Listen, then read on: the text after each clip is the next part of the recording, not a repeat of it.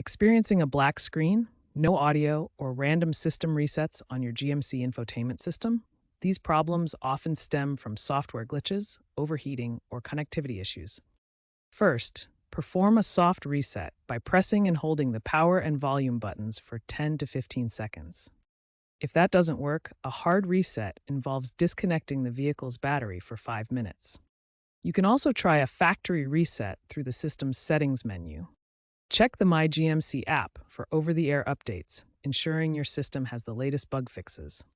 For persistent issues, note any error codes using an OBD2 scanner. Remember to keep your vehicle connected to a stable Wi-Fi network during updates. If basic troubleshooting fails, use diagnostic tools like GM's Tech2 software or an OBD2 scanner to identify specific error codes, such as U0073 for network communication faults. Ensure all connections are secure and free from corrosion. Overheating can cause issues, so avoid prolonged use in hot climates.